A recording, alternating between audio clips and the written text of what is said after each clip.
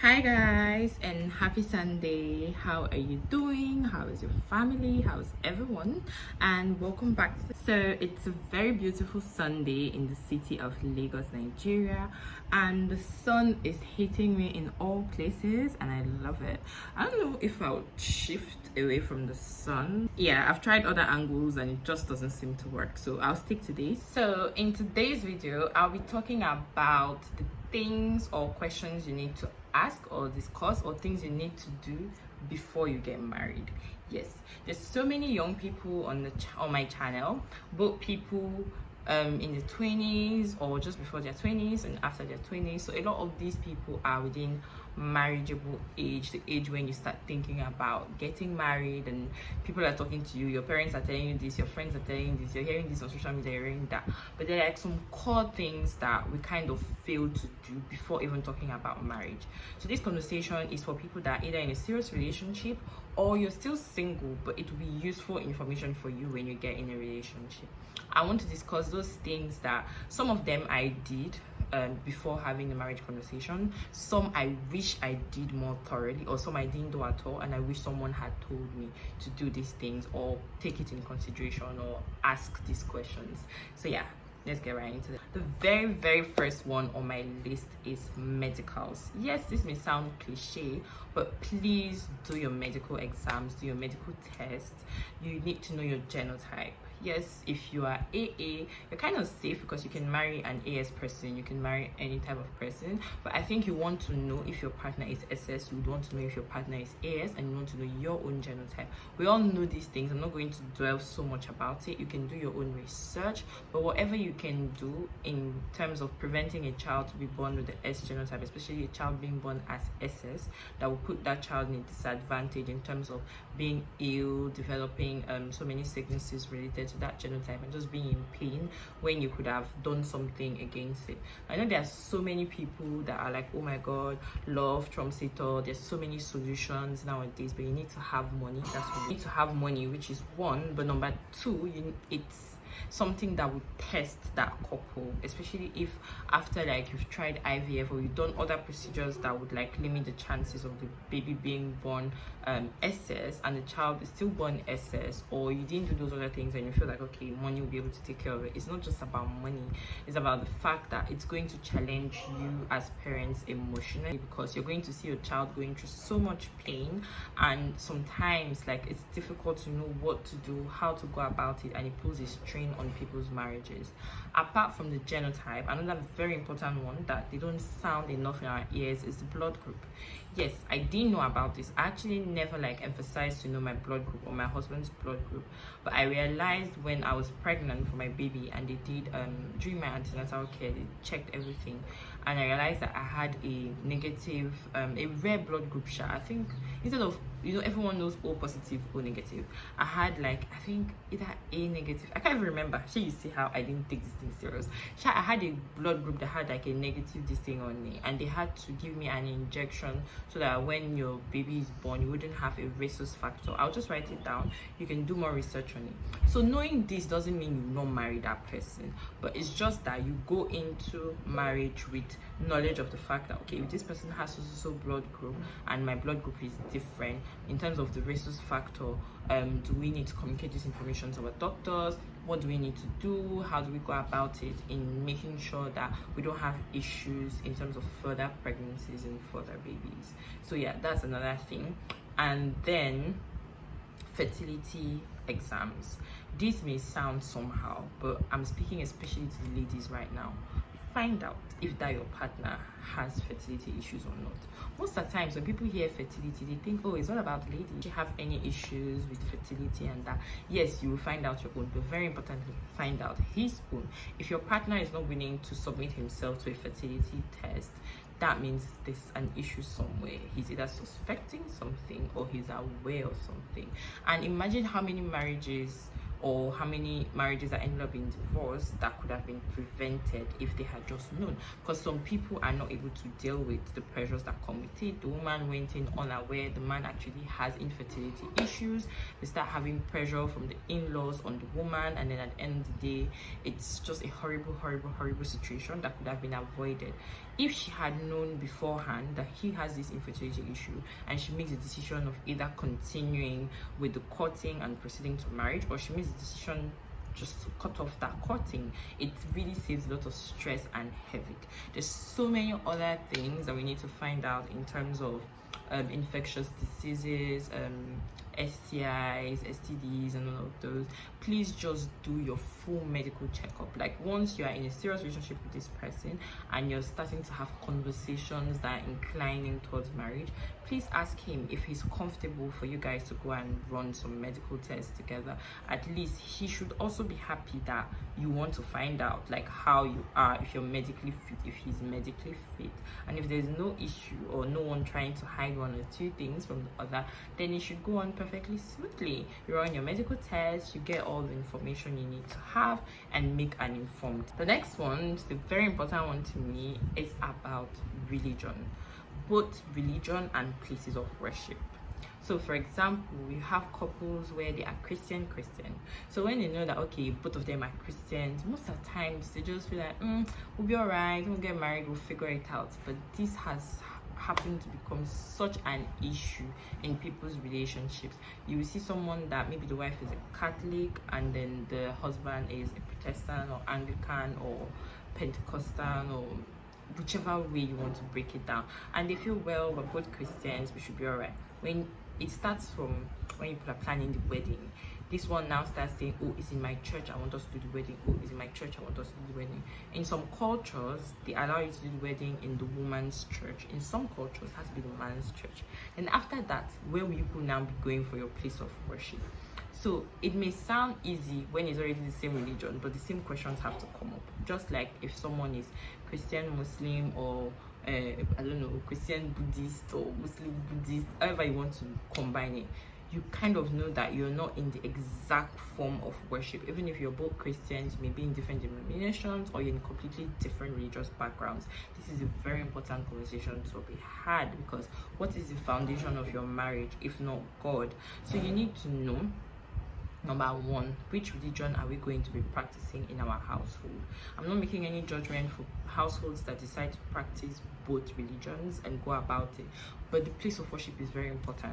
Where will our children be attending? Are you going to be scattering the children as well? Some follow daddy, some follow mommy, or they both follow daddy on the same day, they both follow mommy on the same day, or they all decide to follow mommy and daddy maintain his own, or they all decide to follow daddy and mommy maintains her own. These are conversations you should have way before that wedding date. Like, as you start conversing about marriage, you should know what you're doing, so you don't get into marriage and then you start having complaints. Oh, I thought.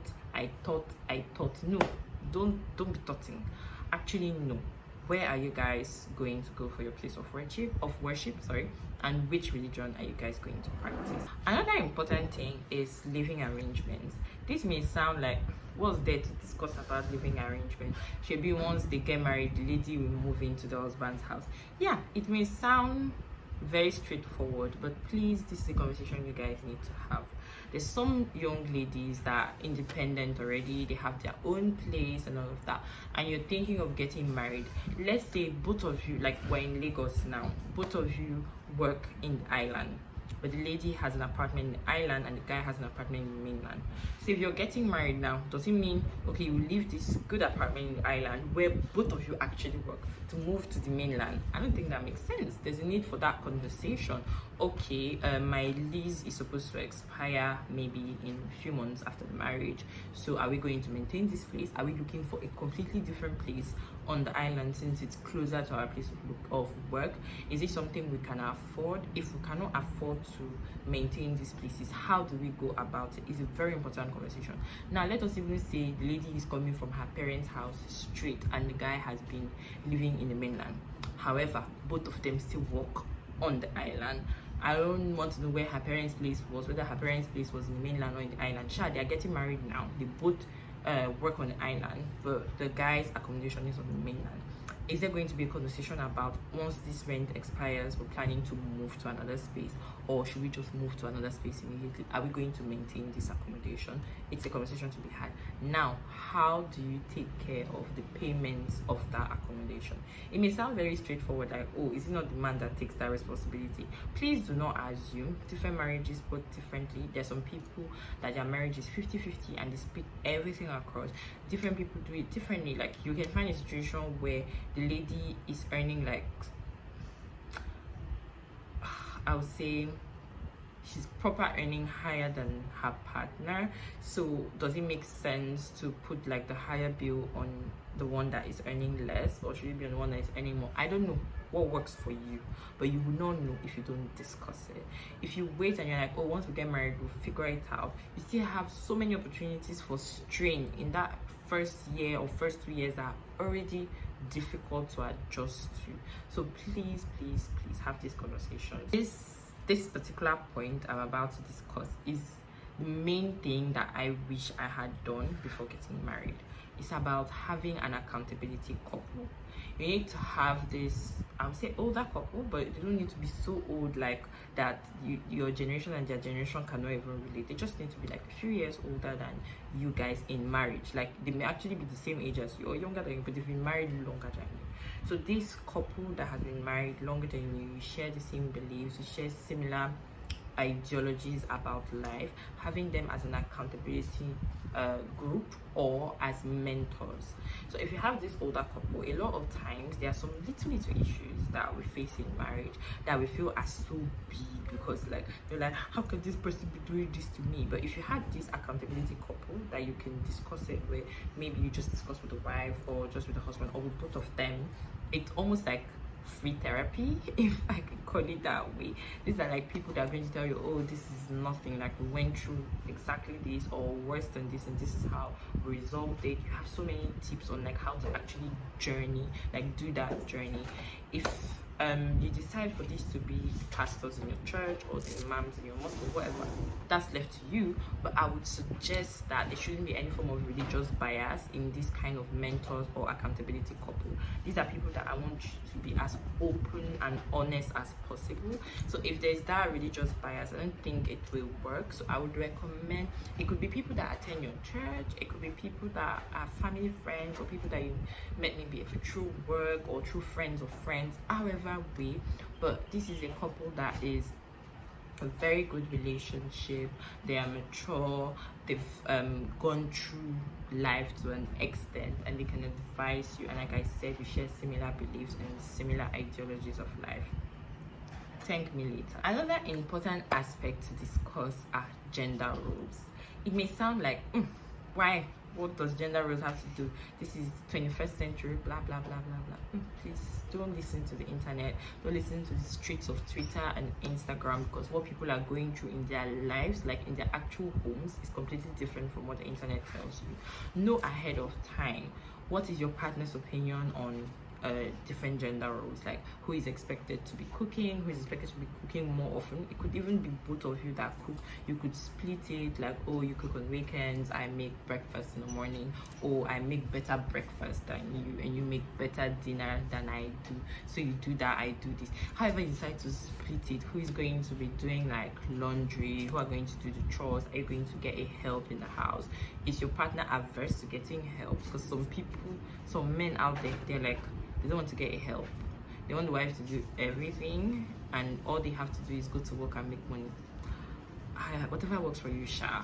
But have that conversation so you make it once again. Yeah, so once again you make an informed decision.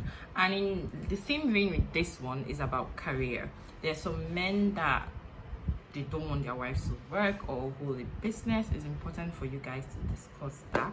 I'm not going to go into so much details about it, but whatever you're comfortable with, please don't let anyone trick you into doing something that you're not comfortable doing, or you're just doing it because you feel like, oh shit, I want to get married, let me just get married, when we're in there we'll figure it out. No, please have these conversations, especially when you're like, your feelings are not yet so deep and like you want to die for this person. No.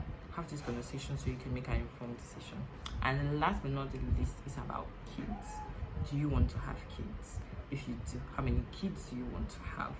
does he or does she, depending on whichever of the partner, place a high emphasis on gender of these kids? If you're going to get married to someone that is so inclined about having boy child, boy child, boy child, what if you don't have male kids? And is it really like a determinant of your femininity or your ability to be a mother if you have a boy child? That to me is a red flag. So you can make your decision. How many kids do you want to have? Don't get married to someone that wants 8 kids when you just want 1 child. Or if you do, come to a compromise. Please, let's have these conversations. Let us know in the comment section down below if there are more questions or more things that you think people kind of overlook and don't talk about enough in conversations about getting married. Please let us know what are your experiences, and yeah, if these tips are of any help, leave a comment in the comment section down below. Like this video, remember to share and subscribe, and I'll see you in my next video. Bye.